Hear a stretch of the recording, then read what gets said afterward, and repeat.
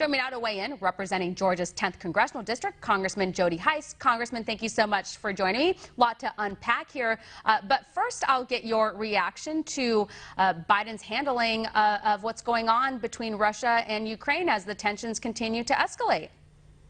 Yeah, the tensions escalate, and the leadership from this president is absolutely embarrassing. Even seeing him there with a mask covering his face is any show of anything but leadership. He looks absolutely clueless, and frankly, he is clueless. Look, the entire world is looking at the response of the United States. Russia is looking. North Korea is watching what's taking place here.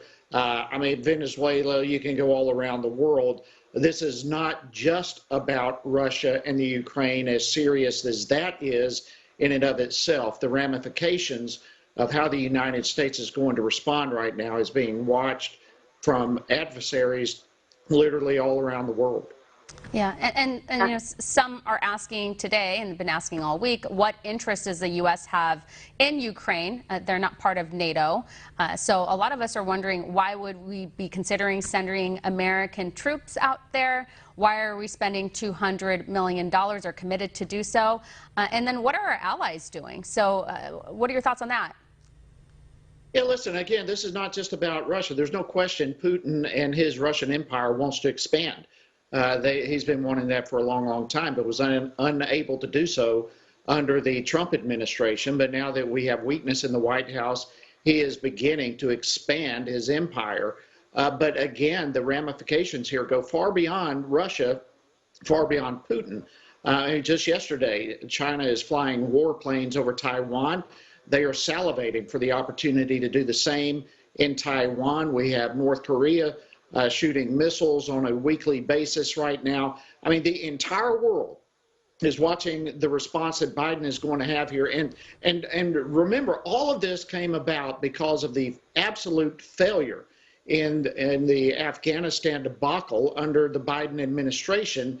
And as a result of that, the entire world, our adversaries, are looking at weakness at the United States, and they are beginning to flex their muscles. So this could have massive ramifications worldwide if the president does not handle it appropriately.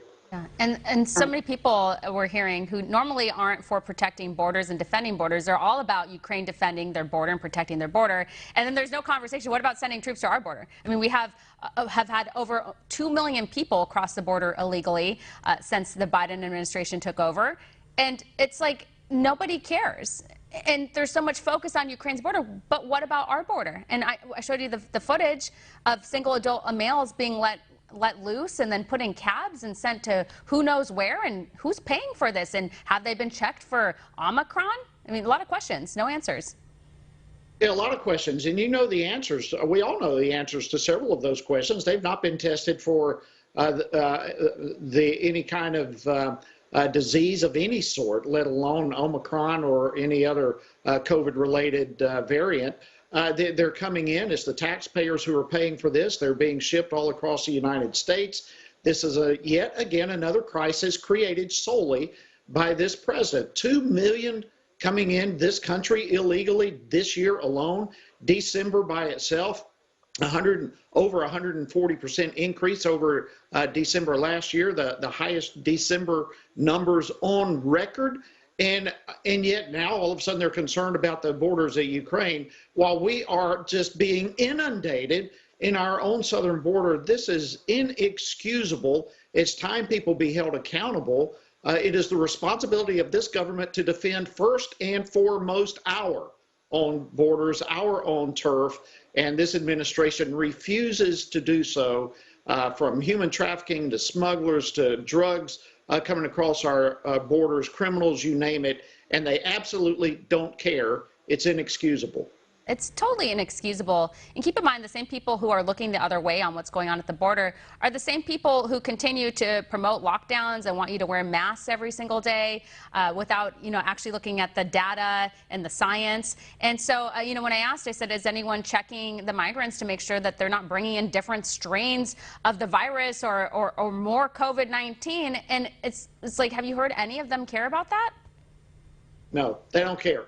They absolutely don't care. And we have this vaccine by itself being mandated, and obviously the vaccine doesn't work. I believe it was a Scottish report yesterday from researchers that just came out that those who have had 2, 3, and 4 booster shots are more likely to catch COVID than those that have not had the vaccine whatsoever. I mean, let's follow the science. Let's be honest with what we're dealing with here and quit trying to take away the liberties of the American people. Let's follow the science and do this the proper way. But this administration, again, is more interested about pushing their own agenda, more interested in restricting the liberties of the American people in order to gain more power themselves. And I promise you, the American people are sick and tired of it. They're going to soundly reject this later on in this year with another election.